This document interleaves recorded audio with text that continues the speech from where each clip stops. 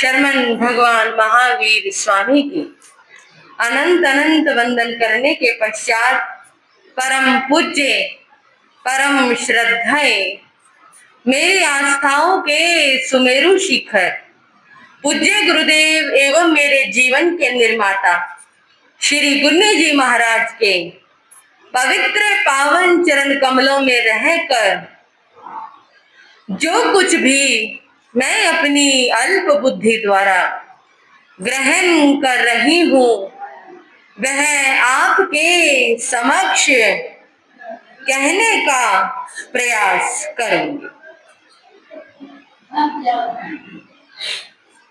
उपस्थित धर्म प्रेमी श्रोतागण, आप सभी प्रतिदिन भगवान महावीर स्वामी की पाठशाला का आनंद ले रहे हैं। प्रभु महावीर हमारे जीवन को सुखद बनाने के बहुत से सूत्र बता रहे हैं। इसमें से यदि एक भी सूत्र, एक भी बात हमारे जीवन को छू जाए, हमारे हृदय को छू जाए, बंधुओं, हमारी आत्मा का कल्याण हो जाए। और उन्हीं सूत्रों में कल प्रभु महावीर स्वामी ने फरमाया, क से, हाँ जी, क से क्रोध। क्रोध जो इस आत्मा का परम शत्रु है, हमारा मित्र है, क्योंकि मित्र से हम कभी दूर नहीं होते, हमने उसे अपना मित्र बनाया है। लेकिन ये वो मित्र है जो हमारी आत्मा का परम शत्रु है। और मित्र ऐसा है, हमेशा हमारे पास रहता है, हमारे साथ साथ रहता है, हम उससे एक पल भी जुदा नहीं हो सकते। गली में जा रहे हैं, बिल्कुल आराम से जा रहे हैं, सामने से कोई व्यक्ति आए और उसकी टक्कर हो जाए, कंधे से कंधा टकरा जाए, अभी इतने शांत थे, इतने आनंद में थे, इतने में कंधे से कंधा टकरा गया, तो किसको बुलाओगे सबसे पहले? अपने परम मित्र को बुलाओगे। अब मित्र, अब परम जो होगा वही सबसे पहले आएगा। बस बुलाने की भी जरूरत नहीं है, बिल्कुल साथ में ही तो है, एक बार टक्कर लगने की देरी है, बिल्कुल आके आपके अंदर ऐसे प्रविष्ट हो जाएगा। फिर जो शांति की खत्म हो जाएगी, हैवानियत जाग जाएगी, शैतान जाग जाएगा। एक बार बस जांचने की जरूरत है कि सामने वाला व्यक्ति कितना शांत है। इंसान कहता है जी मैं, अगर किसी से पूछो भाई गुस्सा करते हो? गुस्सा? महाराज जी गुस्सा क्या होता है? मुझे तो पता ही नहीं, मैं तो बहुत शांत रहता हूँ, मेरा स्वभाव बहुत शांत है, मैं तो आज तक कभी किसी को बुरा नहीं कहा, कभी किसी का बुरा नहीं किया, कभी किसी का बारे में बुरा नहीं सोचा। महाराज मैंने तो आज तक किसी के बारे में कभी गलत नहीं किया। लेकिन एक बार उसके परीक्षा लेकर देखो, पता लग जाएगा कि वो कितना शांत है, कितना शांति से जी रहा है। क्रोध को यदि जीतना चाहते हो, आजकल बहुत परिवार आते हैं हमारे पास, महाराज बच्चा है, छोटा है, 10 साल का है, 8 साल का है, लेकिन गुस्सा, इतना क्रोध कि बस तोड़ फोड़ शुरू हो जाती है। जरा सी बात ना मानो तो इतना आग बबूला हो जाता है, बस फिर तो रूठना बनाना शुरू हो जाता है, जैसे मानो नाक पर। एक बच्चे से पूछा गुस्सा करते हो? वो बच्चा बोला नहीं, मुझे तो गुस्सा नहीं आता। बराबर में उसका पिता बैठा हुआ था, कहते महाराज जी यहाँ पर है इसका गुस्सा, यहाँ छेड़ कर देखो, बस नाक पर है गुस्सा, कहकर तो देखो। सामने वाले को पता चलता है कि ये गुस्सा कर रहा है या नहीं कर रहा। हमको तो लगेगा हमने तो बहुत बस सामान्य तो कहा है, लेकिन बंधुओं अगर आपको क्रोध आता है तो भगवान ने कहा इस परम मित्र से अपना जितना जल्दी हो सके उतनी जल्दी पीछा छुड़वा। अगर आपने इससे पीछा नहीं छुड़वाया, यदि आपने इससे मित्रता नहीं तोड़ी, यदि आपने इससे संबंध नहीं तोड़ा, खो देगा, सारे जहां से खो देगा, ये आपकी गति गति को बिगाड़ देगा, ना जाने कहां कहां घुमाए, कहां कहां आपको ले जाकर पटकेगा। इसलिए बेहतर यही है क्रोध को छोड़ देना। क्रोध को छोड़ना जितना कहना आसान है, बहुत मुश्किल है। प्रवचन करना बहुत आसान है, लेकिन बंधुओं, जब वो स्थिति आती है, जब वो परिस्थिति आती है, सामने वाला जब वो शब्द कहे और उस समय हम अपने ऊपर काबू रखें, वो है वास्तविकता में सबसे बड़ी तपस्या। भूखा रहने को कह दो आपको, रह लोगे। व्रत करना है महाराज जी, कर लेंगे, बताओ कितने दिन का करना है। ये करना है महाराज जी, कर लेंगे। लेकिन अगर मैं ये कहूं 1 घंटा क्रोध नहीं करना, हाँ जी महाराज जी, ये बहुत मुश्किल। क्या पता कैसी परिस्थिति आ जाए, क्या पता कैसा अवसर आ जाए, क्रोध करना भी पड़े। एक मुनि थे, संत थे, नाम था शीतलनाथ। शीतलनाथ का बड़ा नाम, दूर दूर तक उन महाराज का व्यक्तित्व फैला हुआ था। और बंधुओं, उस समय एक व्यक्ति उनकी प्रशंसा सुनकर उनके पास मिलने के लिए आया, बैठा हुआ था। बैठे बैठे उसने पूछा, महाराज आपका नाम क्या है? उन्होंने कहा, भाई मेरा नाम शीतलनाथ है। अच्छा, बहुत अच्छा नाम है महाराज, जैसा नाम वैसा आपका स्वभाव, कमाल हो गया महाराज। फिर इधर उधर की बात करी, फिर थोड़ी देर में पूछ लिया, महाराज भूल गया, जरा बताना आपका नाम क्या है?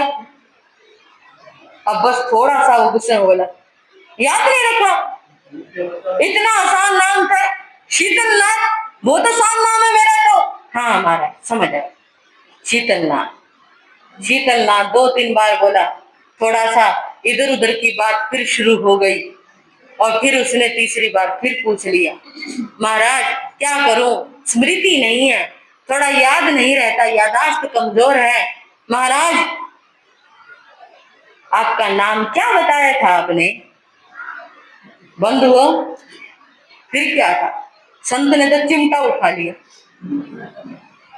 बताओ नाम तेरे को, इतनी बार बता लिया शीतलनाथ शीतलनाथ, एक नाम नहीं याद होता। उसने कहा, हाँ महाराज याद हो गया, बिल्कुल सही याद हो गया आपका नाम, आपका नाम है ज्वाला प्रसाद। फिर गलत बोला, मेरा नाम तो शीतलनाथ है, तो ज्वाला प्रसाद कैसे बताता है?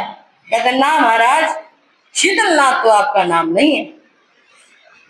उसने कहा, पहले बोला शांति से बतलाया, पहले बोला तो शांति से बतलाया, दूजे बोला तो कुत्ते जो गुर्राया,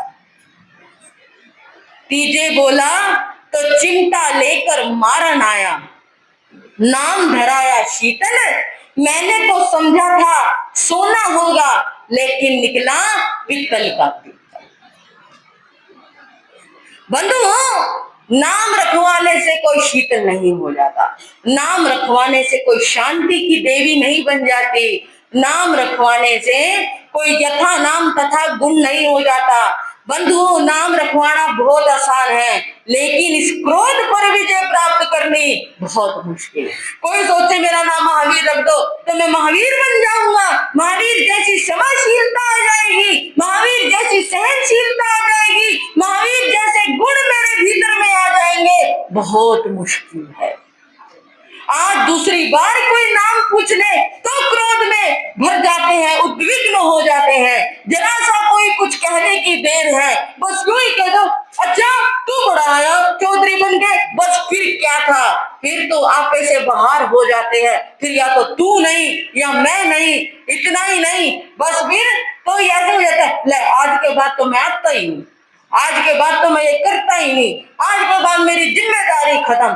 ऐसे बड़ी बड़ी बातें बोलने लग जाते हैं। क्या छोटी छोटी बातों का मठोठा बनाकर जिंदगी भर की एक लड़ाई शुरू कर देते हैं। ये क्रोध जो आपका परम मित्र बना बैठा है, याद रखना, ये क्रोध इस आत्मा का परम शत्रु है। और ऐसा शत्रु है कि ये क्रोध जब आपके ऊपर सवार हो जाए तो जितने मित्र है ना, सबको शत्रु बना देता है। ऐसा शत्रु है। इसलिए इस क्रोध को जीतना है। कैसे जीतना है? क्षमा के द्वारा। क्षमा वीरस्य भूषणम, भगवान महावीर ने कहा, क्षमा वीरों का आभूषण, कायरों का नहीं। कायरों के पास तो क्षमा होती ही नहीं। यहाँ तो क्रोध होता है, ज्वालाएं होती हैं, राग और द्वेष होता है, नफरतें होती हैं। बंधुओं, जो कायर होते हैं वो झुकना नहीं जानते। झुकता कौन है? जो क्षमावान होता है, जो वीर होता है। पता है लोग क्या कह देते हैं, मैं क्यों झुकूं? झुके मेरी जुट्टी, मैं तो उससे छोटा हूं, मैं क्यों झुकूं किसी के आगे? लेकिन प्रभु महावीर कहते हैं, छोटा तो कभी झुकता ही नहीं। जो महान होता है, जो वीर होता है, जो महापुरुष होता है, जो बंधुओं क्षमा को अंगीकार करने वाला होता है, हमेशा वही तो झुकता है। और जो झुक गया, झुकने से कोई छोटा नहीं होता।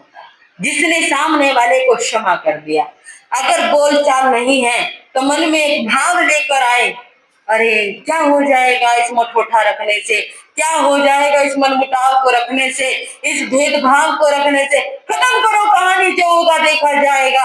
अगर वो नहीं बोलता तो कोई बात नहीं, मैं बोल लेता हूँ, मैं छोटा बन जाता हूँ। अगर वो नहीं बोलचाल शुरू करता तो कोई बात नहीं, मैं छोटा बन जाता हूँ और मैं शुरू कर देता हूँ इस बात को। जहां ये भाव आ जाए, चलो चलो जो हो गया, क्षमा करो, क्षमा मांगो, जहां ये भाव आ जाए बंधुओं, वही सबसे बड़ा शूरवीर है।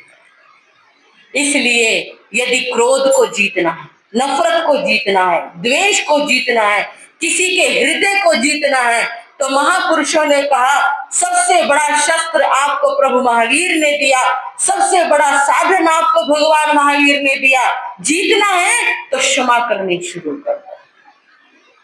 और जब क्षमा करनी शुरू कर दोगे, प्रेम बिखेरना शुरू कर दोगे, तो बंधुओं देखना, एक दिन वो होगा कि आपके मित्र, सगे संबंधी, रिश्तेदार ही नहीं, सारा संसार आपका अपना हो जाएगा। सभी रिश्तेदार आपके अपने हो जाएंगे।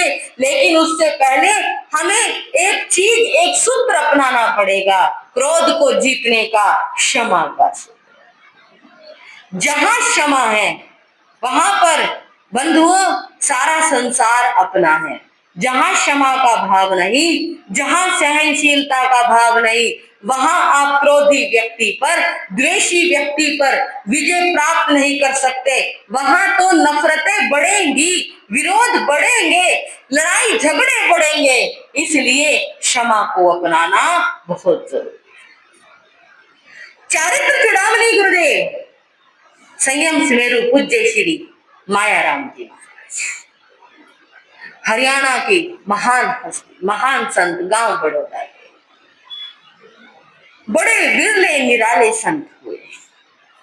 बंधुओं, उनके जीवन का एक ऐसा प्रसंग मैं आपको सामने सुनाती हूँ, आपको लगेगा क्या ऐसे व्यक्ति को क्षमा दान देना चाहिए? क्या ऐसे व्यक्ति को क्षमा कर देना चाहिए? एक बार पूज्य गुरुदेव श्री मायाराम जी महाराज विचरण करते हुए एक गांव में पधारे। गांव में गए, गांव वालों को पता लगा भाई हमारे महाराज आए हैं, चहल गोती महाराज आए हैं। तो बस उनमें उत्साह सा जग गया, भाई हमारे गोत्र के हैं, हमारे वंश के हैं, हमारी परंपरा के हैं। बस फिर क्या था, खूब पूरा गांव जुट गया। और उनकी तो वाणी में वो जस था, वो मिठास थी, वो मधुरता थी। बंधुओं, जिसने सुना, जो भी सुनता मायाराम का होकर रह जाता था। खूब दुनिया जुड़ी, यहाँ तक कि जहां प्रवचन करते थे वो जगह छोटी पड़ गई, प्रवचन चौराहों पर होने लगा और बैठने की जगह नहीं मिलती थी। गली में, मोहल्ले में, जिस भी कोने में खड़े हो जाओ, एक ही बात सुनने को मिलती थी, भाई मायाराम जी महाराज ने कमाल कर दिया, भाई मायाराम जी महाराज क्या सुनाते हैं, भाई मायाराम जी महाराज क्या गाते हैं, भाई आनंद आ गया सुनकर। चारों तरफ मायाराम जी महाराज की ही चर्चा हो रही थी। उस गांव में एक द्वेषी व्यक्ति रहता था और उसे मायाराम जी महाराज से ईर्ष्या और नफरत हो गई। ये क्या कल का आया साधु, इसका तो चारों तरफ इतना नाम हो गया, और देखो मैं इतना पुराना यहाँ पर रहने लग रहा हूँ, मुझे कोई पूछता नहीं। संप्रदायवाद उसके मन में आ गया, ईर्ष्या का भाव उसके मन में आ गया, द्वेष का, नफरत का भाव उसके मन में आ गया। और जहाँ ये द्वेष नफरत का भाव आता है, वह क्रोध का आना स्वाभाविक है। इस मायाराम को अपने रास्ते से हटाना पड़ेगा, नहीं तो पूरा गांव मायाराम जी के पीछे पागल हो जाएगा। बंधुओं, एक दिन की बात है, पूज्य श्री मायाराम जी महाराज अपने संतों के साथ बाहर खेतों में जा रहे थे, जरूरत के लिए गए। तो वहां पर जब वापस लौटने लगे, प्रकृति का नजारा बड़ा अद्भुत था, बड़ा सौम्य था, ठंडी ठंडी हवा चल रही थी, बड़ा शांत वातावरण था। उन्होंने, गुरुदेव ने देखा एक पेड़ है और वो घना पेड़ है, उस पेड़ के नीचे बैठने की जगह थी। उन्होंने संतों से कहा, संतों तुम स्थानक चले जाओ, जहां पर भी रुके हुए थे भाई तुम जाओ, मैं यहाँ थोड़ी देर ध्यान करके आऊं। बड़ा सुंदर नजारा। अब संतों को तो ध्यान कहीं पर भी, जहां पर भी मन लग जाए वहीं पर बैठ जाते हैं, रमते जोगी हैं। वहीं पर संतों ने कहा, ठीक है गुरु जी, जैसी आपकी आज्ञा। संत आ गए जहां ठहरे हुए थे, और गुरुदेव ने वहां पर प्रतिलेखना की रजोहरण से। पास में संकतरे का ढेर लगा हुआ था। उन्होंने, एक भाई जा रहा था, उससे कहा, भाई तेरी आज्ञा हो तो संकतरे थोड़ा सा बिछाने के लिए ले लो, जमीन पर नहीं बैठना। उसने कहा, गुरु जी जितने भी लो। उन्होंने प्रतिलेखना की, थोड़े से संकतरे बिछाए, उसके ऊपर बैठ ध्यान में, बाहर की दुनिया से बिल्कुल अलग। बाहर क्या हो रहा है अब संत को कोई मतलब, क्योंकि जब आत्मा का आनंद आने लग जाता है, आत्मा में आनंद प्रकाश जागृत हो जाता है, तब बाहरी प्रकाश से कोई अर्थ नहीं रहता, बाहरी प्रकाश का कोई वैल्यू नहीं रहती। बंधुओं, मायाराम जी महाराज ध्यान में बैठे हुए थे। उधर वो द्वेषी व्यक्ति कहीं से घूमता फिरता आ गया। उसने देखा भाई खेतों में कोई नहीं है, शांत वातावरण था, कोई नहीं होगा उस समय खेतों में कोई नहीं है, अकेला मायाराम बैठा, अकेला, ना कोई संत, ना कोई भाई, ना कोई बंधु, दूर दूर तक भी कोई दिखाई नहीं दे रहा। बस फिर क्या था, उसने सोचा मायाराम को रास्ते से हटाने का और मायाराम से अपने द्वेष का बदला लेने का, इससे अच्छा अवसर, इससे अच्छा मौका हो ही नहीं सकता। क्या करना चाहिए? ये नफरत की आग, ये द्वेष की आग, ये घृणा की आग, बंधुओं इतनी विचित्र होती है ना, इतनी विचित्र होती है कि ये इंसान से कुछ भी करवा सकती है। और क्रोध में व्यक्ति अंधा हो जाता है। कहा है, शिव कोटि आचार्य ने कहा, कोवेद रक्षसो व नरान भीमो नरो हवंती। उन्होंने कहा, क्रोधी व्यक्ति का स्वरूप राक्षस जैसा हो जाता है। अब राक्षस का स्वभाव क्या है? विनाश करना, खत्म करना। उसके अंदर राक्षस पैदा हो जाता है और वो व्यक्ति फिर कुछ नहीं देखता। उसने भी कुछ नहीं देखा, भाई जैन संत है, कुछ नहीं, ना आगे देखा ना पीछे देखा। उसने संकतरों का ढेर आसपास लगा हुआ था, बस वहां पर एक तिल्ली लगाई और संकतरों में छोड़, संकतरों ने आग पकड़ ली। आग पकड़ी, वो व्यक्ति तो वहां से भाग लिया। धीरे धीरे आग तेजी से फैलने लगी और वो चारों तरफ ही तो संकतरे रखे थे, बीच में पूज्य श्री मायाराम जी महाराज बैठे हुए थे। आग बढ़ती रही और जैसे बढ़ने लगी, बहुत दूर खेतों में किसान काम कर रहे थे। उन्होंने देखा भाई खेतों में आग लग गई। किसके खेत में आग लगी, कहाँ आग लगी? वो तो सारा काम छोड़कर भागते हुए आए और जैसे ही आग बुझाने की प्रक्रिया शुरू हुई, आग ने बहुत प्रचंड रूप धारण कर लिया था। बड़ी मुश्किल से जब उन्होंने आग पर काबू पाया और क्या देखा, बीच में पूज्य श्री मायाराम जी महाराज। लेकिन उनकी साधना का, उनके संयम का, उनके तप का प्रभाव था कि आग उन तक पहुंची ही नहीं तो वो भी संकटों पर बैठे हुए थे, आग उन तक पहुंच सकती थी, लेकिन प्रभाव है उनके संयम का, तप का, तेज का। और बंधुओं, आग उन तक नहीं पहुंची, वो सुरक्षित थे। लेकिन लोग गुस्से में थे। पूछा, गुरुजी ठीक हो? गुरुजी के अभी ध्यान भंग हुआ। क्या हो गया भाइयों, इतनी अफरा तफरी क्यों मच रही है? कमाल हो गया गुरुजी, इतनी भयंकर आग लग रही थी, आपको पता नहीं लगा? मैं तो ध्यान में था। किसने आग लगाई? मुझे नहीं पता। कोई तो आया होगा यहाँ पर, मुझे नहीं पता। जब मैं यहाँ बैठा था, मैं अकेला था। अब बस पूरे गांव में इस बात की चर्चा, सभी भाई पूज्य गुरुदेव को लेकर गांव में आ गए। जहां वो ठहरे हुए थे वहां पर उनको छोड़कर पूरे गांव में चर्चा होने लगे, भाई आग किसने लगाई? जैन संत को मारने की कोशिश की गई है, ये आग जानबूझकर लगाई गई है। उस समय तो बिजली वगैरह का कोई साधन होते नहीं थे जो कह दिया जाए कि शॉर्ट सर्किट हो गया हो, आग लगती थी तो जानबूझकर ही लगाई गई है, ऐसे कैसे आग लग गई? बात फैल गई पूरे गांव में, पंचायत भी हुई, भाई आग लगाने की हिम्मत किसने की? ये जरूर किसी द्वेषी व्यक्ति की करतूत होनी चाहिए जिसने आग लगाई है, और ये पूरा प्लान था मायाराम जी महाराज को मारने। हमारे गांव में किसने इतनी जरूरत करी जैन संतों के साथ ऐसा अत्याचार करने की? और तो और अगर पूज्य श्री मायाराम जी महाराज को कुछ हो जाता तो गांव क्या मुंह दिखाता, किसको मुंह दिखाता? चारों तरफ थू थू हो जाती कि देखो उनके गांव में जैन संतों को जिंदा जला दिया गया। क्या कहती दुनिया, कहाँ मुंह दिखाते हम, क्या होता हमारे गांव में? परिणाम बहुत भयंकर था। लेकिन बंधुओं, किसने लगाई? अभी तो उस व्यक्ति की खोज कर रहे थे, तभी किसी व्यक्ति ने कहा, भाई मैंने फलाने व्यक्ति को वहां पर आते हुए देखा, उसी के काम हो गए। क्योंकि वो मायाराम जी महाराज से ईर्ष्या करता है, द्वेष करता है, नफरत करता है, सारा दिन उनको देख देख कर वो क्रोध में जलता रहता है, लोगों को उनके विरुद्ध भड़काता है। ये काम हो ना हो उसी के होने चाहिए। फिर क्या था बंधुओं, पता लगने की देर थी। गांव का माहौल तो आप जानते ही हो, एक बार पता लग जाए कि फलाने व्यक्ति ने ये काम किया है और फिर तो पूरा गांव लाठियां ले लेकर इकट्ठा हो गया, मारने के लिए पहुंच गया। उस व्यक्ति को छोड़ेंगे नहीं, आज उसको ऐसा दंड देंगे, ऐसा दंड देंगे, जिंदगी भर याद रखेगा। आज जैसे उसने मायाराम जी महाराज को मारने की कोशिश की, आज उसे भी मौत के घाट उतार।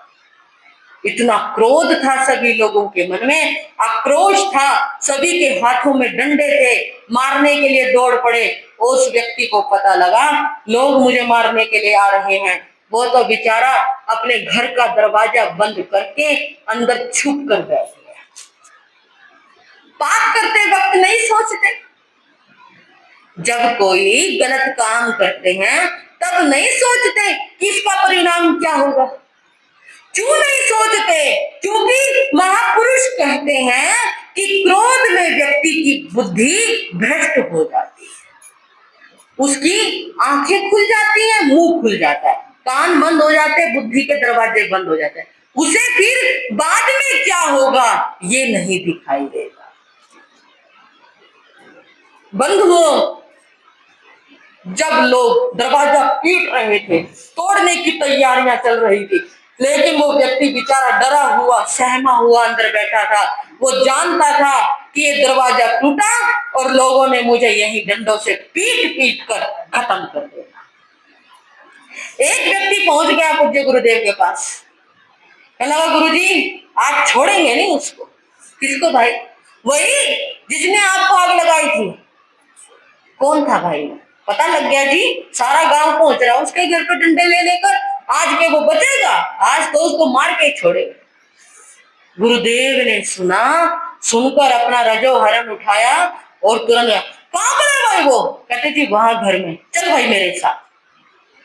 आ गए और सभी लोगों को हटा के, हट जाओ हट जाओ हट जाओ, गुरुजी आए रास्ता दो, गुरुजी आए रास्ता दो। और सभी ने रास्ता दिया और मायाराम जी महाराज साहब उस व्यक्ति के दरवाजे के आगे जाकर, उसके घर के दरवाजे के आगे जाकर खड़े हो। सभी लोग बड़े गुस्से में थे, लाठियां उठाए थे। आजा तू नीचे आ, तू दरवाजा खोल, तेरा ये करेंगे, तेरा वो करेंगे। उस समय गुरुदेव को देखकर सभी शांत हो गए। कहने लगे क्यों भाई भाइयों, क्या करने के लिए आए यहाँ पर? कहते गुरुजी छोड़ेंगे ना उसको, उसने हमारे गांव की नाक कटवाई है। अगर आपको जरा सा भी कुछ हो जाता, हमारा गांव का मुंह दिखाने के लायक नहीं था। क्या जवाब देते? कहते भाई ये बताओ, ये दोषी किसका है? सबसे पहले ये दोषी किसका है? कहते गुरुजी आपका दोषी है, इसने नुकसान मुझे पहुंचाने की कोशिश की, इसलिए ये सबसे पहले मेरा दोषी है। तो इसको दंड कौन देगा? कहते गुरुजी आप दो। कहते फिर ठीक है, दंड मुझे देना है, तुम अपनी लाठियां नीचे कर लो। सबने अपनी लाठियां नीचे कर ली और पूज्य गुरुदेव जी ने उस व्यक्ति को आवाज लगाते हुए कहा भाई दरवाजा खोलो। कहते नहीं गुरुजी दरवाजा नहीं खोलूंगा, ये लोग मुझे छोड़ेंगे नहीं। कहते मैं आ गया हूं ना, दरवाजा। उस भाई ने दरवाजा खोला, गुरुजी अंदर गए और कहा भाई कोई अंदर नहीं आएगा। अंदर गए, उस भाई के सिर पर हाथ रखा। भाई मैं समझ सकता हूं कि जो तूने किया, तेरी कोई ना कोई अंदर की परेशानी रही होगी, या तो मुझसे कोई द्वेष, नफरत, क्रोध की कोई ना कोई भावना रही होगी, नहीं तो कोई व्यक्ति इतना बड़ा कदम नहीं उठा सकता। हाँ गुरुजी, मैं आपसे बहुत द्वेष करता था और मैंने इसलिए इतना बड़ा काम। कोई बात नहीं भाई, लेकिन एक बात बताऊं, ऐसे नहीं करना चाहिए। अगर तुझे मुझसे कोई दिक्कत थी, मुझे बता देता, मैं यहाँ से विहार कर जाता। लेकिन प्रतिज्ञा कर, आगे से किसी संत के साथ ऐसा व्यवहार नहीं करे। भाई ऐसा नहीं किया करके उसको उपदेश दिया क्षमा का, शांति का। और बंधुओं वो तो लंबा लेट गया मायाराम जी महाराज के। गुरुजी मुझे माफ कर दो, मुझसे बहुत बड़ी गलती हो गई, मुझे माफ कर दो, बस एक मौका और दो, आगे से कभी ऐसी गलती नहीं करूंगा। ठीक है, रोज प्रवचन में आया कर। हाँ गुरुजी जैसा कहोगे। गुरुजी ने दरवाजा खोला, लोग अभी भी बाहर खड़े हुए थे। कहते भाई जो दंड उसको देना था मैंने दे दिया, जाओ अब अपने अपने घर वापस चले जाओ। क्या दंड दिया? अरे बस जो देना था दे दिया, मेरा दोषी था, मेरे को जो सजा सुनानी उचित लगी मैंने सुना दी। अब कोई भी उसके प्रति द्वेष का, नफरत का, क्रोध का भाव नहीं रखेगा। उसको सजा मिल चुकी है, जाओ अपने अपने घर चले जाओ। और कोई भी अब किसी ने उस पर डंडा उठाया या कुछ गलत शब्द कहे तो वो अच्छी बात नहीं। अगर तुम गांव वाले मेरी बात मानते हो तो सिर्फ इतनी बात मानो, इसको क्षमा कर। अब गुरुजी ने कह दिया, उन्होंने कहा भाई गुरुजी आप कहते हो तो ठीक है। सभी लोग अपने अपने घरों में लौट गए। पूज्य श्री मायाराम जी महाराज भी वापिस आ गए। बंधुओं उस व्यक्ति को अंदर ही अंदर इतनी आत्मग्लानि हुई, इतना उसने प्रायश्चित पश्चाताप किया। एक मैं भी था और एक ये भी थे। वास्तव में ये जैन संत कितने महान हैं। अगर इनकी जगह कोई और होता तो मुझे क्या सजा देता, किस मौत मारता मैं नहीं जानता। तभी तो पूज्य श्री मायाराम जी महाराज का नाम है, तभी तो सारी दुनिया इन्हें मानती है, क्योंकि इनके अंदर कुछ है, कुछ व्यक्तित्व है, कुछ तो है। बंधुओं जिसके अंदर कुछ होगा तभी तो लोग उसको मानेंगे, नहीं तो ऐसे कौन किसकी पूजा करने लगा है। बस फिर क्या था, प्रवचन का समय हुआ, उस व्यक्ति ने अपने घर का दरवाजा खोला, पहुंच गया प्रवचन में। लोगों ने देखा आज आ गया ये। एक बार तो कड़वी कड़वी निगाह से देख रहे थे उसकी तरफ, लेकिन पूज्य गुरुदेव श्री मायाराम जी महाराज की फिर बात याद आई, चुप बैठ गए। वो व्यक्ति भी बैठ गया, प्रवचन सुना। 1 दिन 2 दिन 3 दिन श्रावक व्रत ग्रहण कर लिए, समाई करने लगा। सबसे आगे बैठकर गुरु जी के उसने गुरु मंत्र दिया। ऐसा परम श्रावक बना, ऐसा परम श्रावक बना, मानो उसका जीवन बदल गया।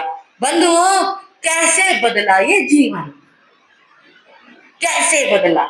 मारने को पूज्य श्री मायाराम जी महाराज एक इशारा करते, 2 मिनट में उसकी लीला समाप्त थी। सजा देते, हड्डी पसली टूट जाती, जिंदगी भर याद रखता, लेकिन उससे उसका जीवन नहीं बदलता। वो अभी भी द्वेष की अग्नि में जलता रहता, सारे दिन पूज्य श्री मायाराम जी महाराज के प्रति नफरत का भाव रखता कि उनके कारण मेरी ये दशा हुई। लेकिन पूज्य गुरुदेव श्री मायाराम जी महाराज की क्षमा ने, किसने? क्षमा ने उसका जीवन बदल दिया। उसके जीवन से क्रोध का भाव मिटा दिया, उसके जीवन से द्वेष और नफरत का भाव मिटा दिया। उसके जीवन में जो आग जल रही थी घृणा की, उस आग को उन्होंने क्षमा से शांत कर दिया, उसका जीवन बदल दिया। इसलिए कहते हैं क्षमा वो शस्त्र है जिससे आप क्रोधी से क्रोधी व्यक्ति को अपना बना सकते हो, अपने हक में कर सकते हो। लेकिन इसके लिए आपको थोड़ी देर धैर्य रखना होगा, क्षमा का भाव अपनाना होगा, जो बहुत मुश्किल काम। महासाध्वी जी शासन चंद्रिका श्री सुंदरी देवी जी महाराज साधु हैं, विचरण का उनका काम रहता है। विचरण करते हुए गुरु जी महाराज हमें बताते हैं, बच्चों आज तो बहुत सुख सुविधाएं हो गई। पहले संतों को कई कई दिनों तक तो पानी भी नसीब नहीं होता था। पानी भी क्या चीज है। कहते हमारे गुरु जी विचरण करते हुए गांव में गए, अब पानी के लिए घर घर घूमने लगे। भाई किसी के यहाँ से गर्म पानी मिल जाए, कोई धोवन मिल जाए, राख का धोवन मिल जाए, आटे का धोवन मिल जाए। ये प्रासुक पानी ही साधु को लेना होता है, डायरेक्ट टुंटी का पानी, कुएं का पानी साधु को नहीं लेना होता।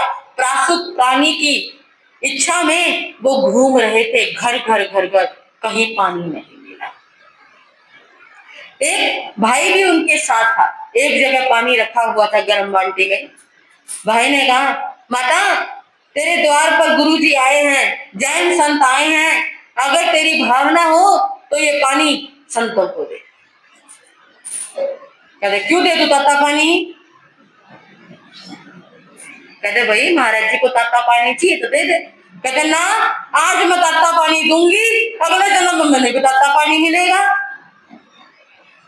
उसने समझाया, कहते ऐसे नहीं होता, जैन संतो लेते गर्म पानी है, इसलिए इनको गर्म पानी की आवश्यकता होती है ना।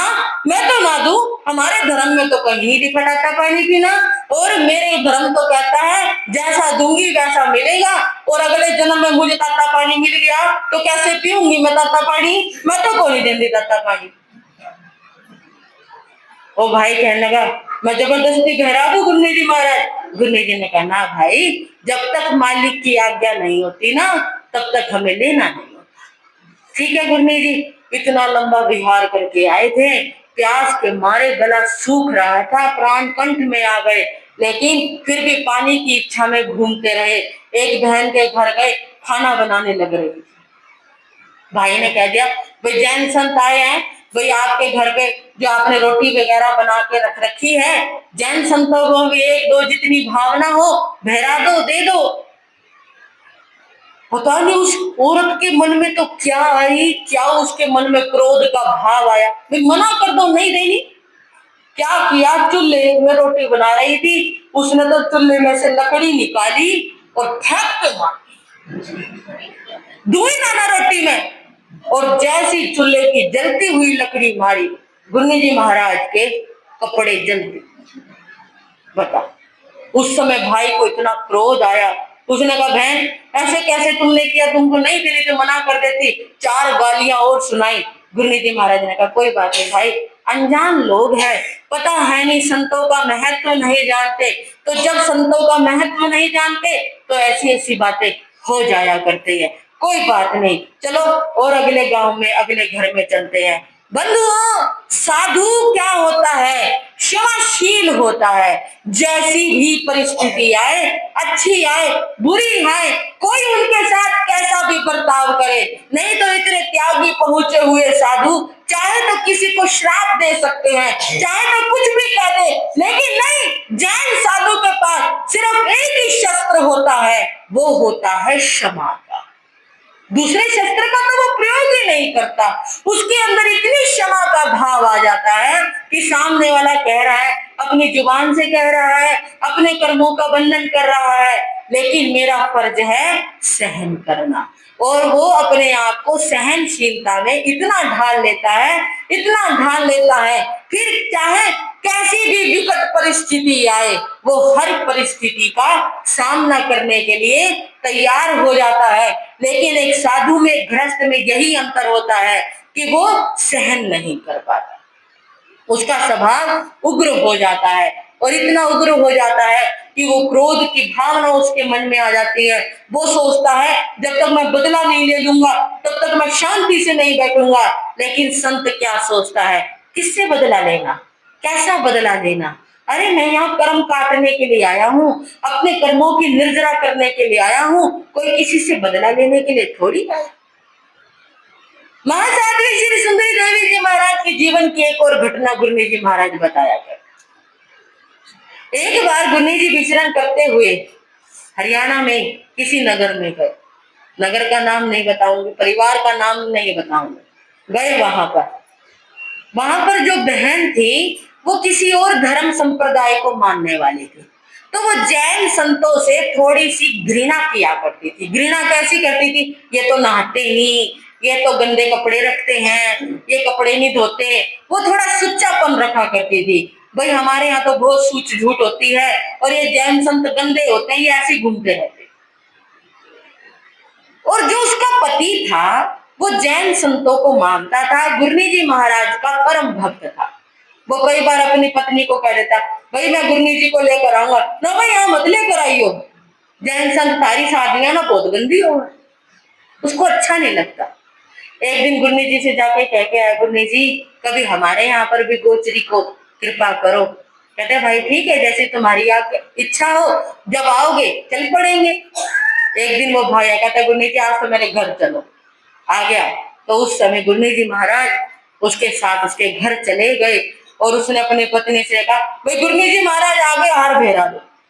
अब वो बेचारी मना भी क्या करे, इच्छा तो नहीं थी, मना भी नहीं कर सकती थी। जैसे ही गुरनी जी महाराज रसोई में आने लगे, अब आहार तो रसोई में जाकर लेंगे। मैं प्रताप बता रही हूं आपको संतों का, कि संतों के अंदर कितनी शक्ति और क्या प्रताप होता है, लेकिन सामने वाला उसको समझता नहीं है। संत कोई चमत्कार नहीं करते बंधु, लेकिन उनके चमत्कार स्वयं हो जाते हैं। जैसे गुरनी जी महाराज रसोई में आने लगे, कहते जी रसोई में नहीं, बाहर ही रख लो, क्योंकि उसको थोड़ा सा ऐसे रहता, भाई रसोई में आएंगे गंदी हो जाएगी, रसोई धोनी पड़ेगी, भाई बाहर ही रख लो बर्तन। उसके पति को बहुत गुस्सा तो आया, लेकिन क्या बोलता गुरनी जी के आगे। गुरनी जी ने कहा कोई बात नहीं है। गुरनी जी ने बाहर पात्रे रख लिए, उसको जो आहार बहराना था बहरा दिया। गुरनी जी महाराज वापिस आ गए। बता रही हूँ आपको बात, श्री मद्रा देवी जी महाराज की सुशिष्या श्री सुंदरी देवी जी महाराज। देखो जिसकी गुरनी इतनी उत्तम होती है, उनकी शिष्याएं भी कम नहीं होती। जिस गुरनी ने उनको घड़ा, जिस गुरनी ने उनको संयम दिया, तो उनका संयम का तप का प्रभाव बता रही हूं मैं आप। गुरनी जी महाराज वापिस आ गए। मन में कोई ऐसा भाव नहीं कि उस बहन ने मेरे साथ ऐसा बिहेव किया। लेकिन बंधुओं, वो बहन, अब उसके पति ने कहा चलो मेरे लिए भी खाना लगा दो। जब वो रसोई में गई, और रसोई में जाते ही इतनी बदबू, कहीं गटर की बदबू आ रही थी, कहीं विष्ठा की बदबू आ रही थी, कहीं टॉयलेट जैसे बाथरूम की बदबू, इतनी बदबू कि रसोई में पैर न रखा जाए। उसने सोचा पता नहीं कोई नाली वगैरह कोई रुक गई होगी, खाने डालने लगी, खाने में भयंकर बदबू। ये बदबू कहां से आई? उसने सारा खाना फेंका, दोबारा से सारी रसोई साफ की, दोबारा खाना बनाया, फिर वही बदबू। सुबेरे शाम दोपहर तीनों टाइम बदबू बदबू। बदबू के मारे उसका सिर घूम गया। एक दिन, 2 दिन पागल हो जैसे उसकी हालत हो गई। घर वालों को खाना नहीं मिला। क्या खाते? जब रसोई में खाना जो बनता था, ऐसी बदबू आती थी इतनी गंदी कि सूंघते उल्टी आने। ये क्या हुआ? उसकी पत्नी रोने लगी, पता नहीं जी ये क्या हो गया, और देखना रसोई में इतनी बदबू आ रही है, मैं कैसे जाऊं, कैसे खाना बनाऊं? खाना बनाती हूँ तो खाने में इतनी भयंकर बदबू हो जाती है कि खाना नहीं खाया जा सकता, क्या किया जाए? उसका पति कहने लगा, मैं क्या करूं, ये तेरे ही किए हुए कर्म है। कहते मैंने क्या किया? कहते जो जैन संतों से नफरत की तूने, जो गुरनी जी महाराज की अशातना की तूने, जो गुरनी जी महाराज से घृणा की तूने, उन्हें रसोई में पैर नहीं रखने दिया। अब तू खड़ी हो जा रसोई में जाके, अब खाने खाना रसोई में जाके। जो तूने जैन संतों के साथ बुरा बर्ताव किया, उसका परिणाम तो तुझे मिलेगा ही। वो कहने लगी, भाई बहुत गलती हो गई, अब मैं क्या करूं? करना क्या है? गुरनी जी महाराज जिनसे तूने नफरत की, अब उन्हीं के पांव पकड़कर क्षमा मांग कर। नहीं तो वो पांव भी नहीं छूती थी, कहती थी इनके पांव गंदे होते, पांव भी नहीं छूंगी। और जब उसके पति ने कहा जब तक तू पांव पकड़कर क्षमा नहीं मांगेगी, उनके चरणों में नाक नहीं रगड़ेगी, तब तक तेरी बदबू नहीं जाए। वो तो आई अपने पति के साथ। गुरनी जी महाराज बैठे हुए थे, वो तो पैरों में गिर गई, आंखों से आंसू बहने लगे, बार बार नाक रगड़ने लगी। गुरु जी ने देखा, भाई ये क्या, जो कभी पास भी नहीं आती थी, ये पांव छूकर ऐसे नाक रगड़ रहे हैं। कहते बहन क्या बात हो गई, भाई क्या बात हो गई, ये आज बहन इतना रो रही है? कहते गुरु जी इसी के किए करतूत है, इसको कर्मों का फल मिल गया ना, अब सबक आया है इसको, अब समझ आई है कि जैन संतों से घृणा नफरत नहीं किया करते। गुरु जी कहते भाई बात क्या हुई? कहते होने क्या थी जी, आपके साथ इसने ऐसा गलत बर्ताव किया, इसकी रसोई में इतनी बदबू हो गई कि 3 दिन हो गए हमने खाना नहीं खाया। खाने में भी बदबू, रसोई में भी बदबू। कहते जी सारा सामान बाजार से 3 दिन हो गए लगातार लाते हुए, लेकिन पूरा खाना गंदा हो जाता है, बदबू मारने लग जाती है। कहते जी ये इसके कर्मों का फल है, इसको मिला।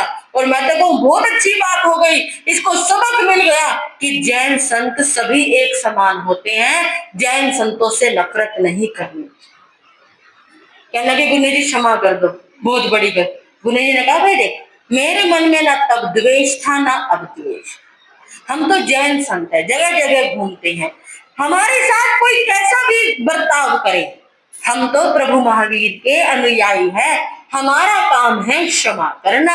मेरे मन में तेरे प्रति तब भी कोई गलत भाव, क्रोध का भाव नहीं था ना बहन, अब क्रोध का भाव है। मैं तो सभी के प्रति क्षमा का भाव रखती हूँ, और जैसे तूने किया ठीक है भाई जो कह रहे हैं, लेकिन हमने कोई श्राप दिया हो ये मत सोचना।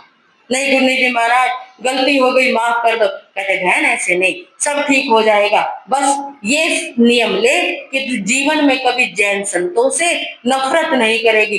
गुरु जी कभी जैन संतों से नफरत नहीं करूंगी। और इस तरह उसने बड़े भाव भक्ति से गुरु जी ने कहा ले मंगल पाठ सुन और जाके खाना बना। बता 3 दिन हो गए किसी ने खाना नहीं खाया। मंगल पाठ गुरु जी ने सुनाया, परिवार गया, उसी रसोई में गया बंधुओं, जैसे रसोई में गए बदबू खत्म। बोलिए महान साध्वी श्री सुंदरी देवी जी महाराज जी की। रसोई में जाते ही बदबू, खाना बनाया, खाने में भी कोई बदबू नहीं, रसोई में गया, रसोई में भी कोई बदबू नहीं। मैं जो कहना चाह रही थी कि इंसान नफरत क्रोध में आकर इंसान ये नहीं देखता कि सामने कौन है, कोई गुरु है या कोई भी संत है, बस उसको बदला लेने की बात लगती है कि मुझे बदला लेना है, या उसके प्रति नफरत का भाव आता है, ये उसके लिए कितना अहितकर होता है। लेकिन जैन संत क्षमाशील होते हैं, वो खुद भी क्षमाशील होते हैं, दूसरों को भी क्षमा का संदेश देते हैं कि यदि किसी को जीतना हो तो क्षमा के द्वारा जीतो। जैसे पूज्य श्री मायाराम जी महाराज ने उस भाई को क्षमा से जीता, गुरनी जी महाराज ने उस बहन को क्षमा का संदेश दिया। क्षमा सबसे बड़ा शस्त्र है, क्षमा सबसे बड़ा गुण है। जिसके जीवन में ये गुण आ जाता है उसका जीवन धन्य और महान बन जाता है। इतना ही कहकर मैं अपने विषय को विराम देती हूँ।